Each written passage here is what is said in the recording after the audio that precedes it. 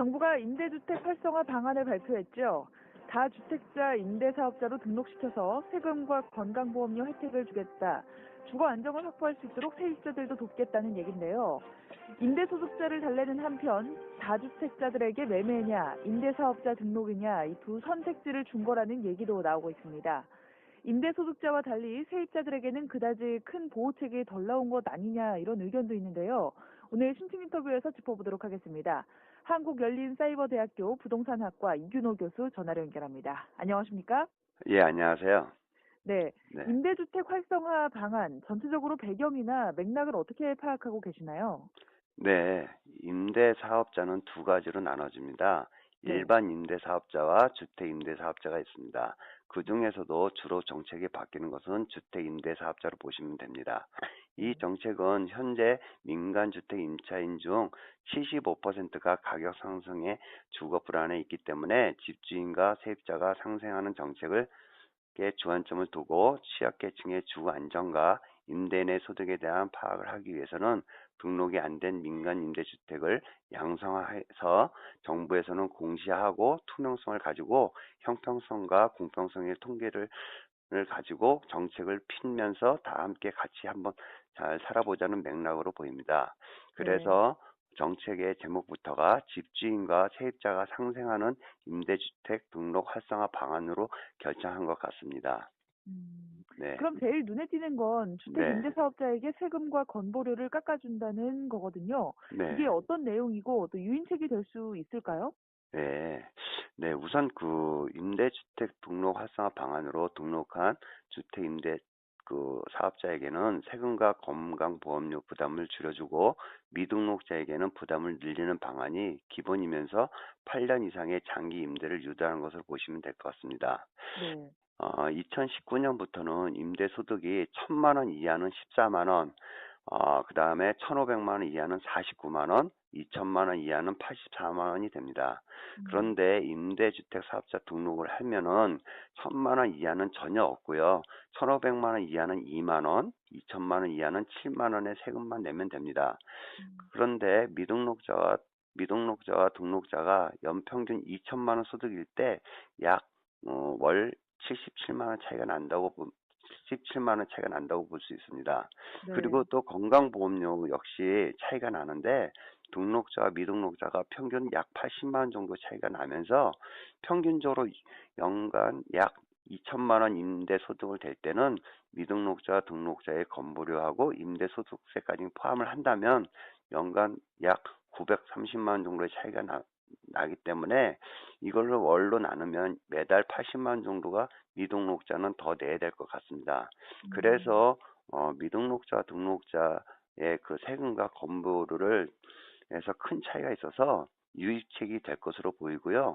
네. 등록하지 않으면 수입에서 절반 정도의 세금하고 건보료 나갈 수밖에 없는 구조이기 때문에 등록하시는 것이 등록하시는 분이 많을 것으로 보입니다. 네, 네. 다주택자들은 고민이 많을 것 같은데요. 네, 네, 매매냐, 임대사업자 그렇죠. 등록이냐, 예, 선택지 예, 사이에 놓인 것 같은데 예, 예. 등록하고 안 하고 차이가 크겠죠. 예, 고민들 많이 하실 것 같은데, 네. 내가 아까 말씀드린 것 그 외에도 다주택자는 임대주택 사업 신고할 경우에 세금하고 건보료 외에 또 다른 혜택이 많이 있습니다.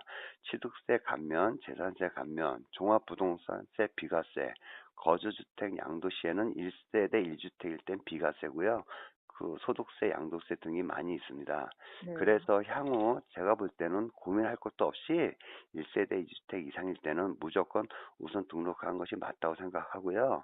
그리고 이것저것 또 싫으신 그 다주택자들은 현재 주택을 매도하던가 아니면 정부의 정책을 따르는 주택임대사업자를 등록하는 것이 좋다고 생각합니다. 네, 네. 네, 임대주택의 자가소유 비율과 비교했을 때 어떻습니까? 굉장히 많으니까 이런 대책을 내놨을 것 같은데요. 네. 현재 임대업자 등록된 상태는 어느 정도일까요? 예, 그 현재 우리나라의 총 주택 수는요, 1988만 채입니다. 그 음. 중에서 개인이 갖고 있는 것은 1760만 채인데요. 네. 그 중에서도 민간 임대주택이 680만 채입니다. 다시 정리하면 총 개인 주택의 약 40%가 민간 임대주택이라고 보시면 됩니다. 그 음. 중에서도 현재는 약 11%만 사업자를 냈고요. 그 사업자를 안 낸 사람이 89%가 된 상태라고 보시면 될 것 같습니다. 네. 그동안 갭 투자로 갔던 비정상적 수요들까지 정리하는 의미가 있을 것 같은데요. 예. 그런데 세입자 입장에서는 전월세 상한제, 계약갱신 청구권, 이건 바로 해줘야 하는 것 아니냐, 이런 아쉬운 의견들도 나오고 있죠. 네. 이것은 비정상적인 갭 투자가의 수요 정리보다는요, 이번 임대주택 등록화 정책이 국민 주거에 대한 불안한 취약계층의 안정화를 도모하기 위해서 정부가 현재 90% 정도의 임대 현황을 알 수 없기 때문에 이를 투명화하고 공식화해서 임차인과 임대인에게 형평성에 맞는 정책을 펴고자 하는 것 같습니다. 음. 그리고 현재 전월세 상한제, 계약갱신 청구권 등 이런 것들을 동시에 한다면 임대인에게 부담이 가고 임대인은 이를 다시 임차인에게 부과할 것으로 보이기 때문에 이와 같은 정책은 미루고 있는 것으로 보입니다. 예. 네. 현재 뜨거운 감자는 주택담보대출 금리 인상입니다. 네. 가계부담이 증가하지 않을까요? 아, 네, 우선 대출 금리가 전방위적으로 오르게 된다면 일단은 수익형 부동산의 수익이 줄어들 것이고 거래가 안 될 것입니다. 그러다 보면 수익형 부동산보다는 수익형 부동산 가격이 하락할 것 같습니다. 그 이후에 공급 면에서 개발업자는 개발을 하는데 신중하게 될 거라서 공급 역시 줄어들 수가 있습니다. 또 음. 수요자로 볼 때 금리 인상으로 인해서 주택 매입에서 꺼리는 경향이 생길 것입니다.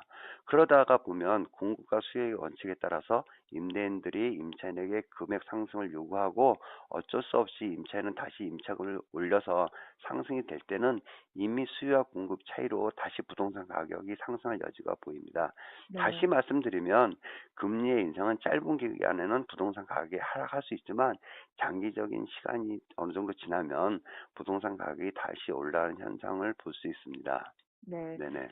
마지막으로 혹시 당부나 덧붙이고 싶은 말씀 있다면 듣고 마무리하겠습니다. 네. 지금 볼 때 다주택자는 임대사업 등록을 하시는 것이 좋고요. 임차인은 한동안 가격이 하락할 여지가 보이기 때문에 이때 주택을 구입하셔서 주거의 안정을 취하는 것도 하나의 기회라고 볼 수 있습니다. 네. 그리고 우리나라의 부동산에 대해서는 전세적으로 볼 때 특성을 갖고 있는 것이 한두 가지가 아닙니다. 예를 들면 우리나라 사람들이 대부분 아파트를 좋아하고 또 전세 제도도 우리나라에만 있고요. 임대차 보호법과 그다음에 선분양 제도, 그다음에 그 복잡한 공법 제도들이 우리나라의 어떤 그 독특한 부동산의 특성이기 때문에 항상 정부의 정책에서 반대로 가면 안 될 것입니다. 네. 그래서 요번에 아마 요번 정책으로 많은 변화가 예상되기 때문에 음. 부동산에 관심을 가지고 지속적으로 대응하셔야 될 것 같습니다. 네. 네. 오늘 신청 인터뷰 임대주택 활성화 방안에 대해서 짚어봤는데요. 말씀 여기까지 듣겠습니다. 네. 감사합니다. 네.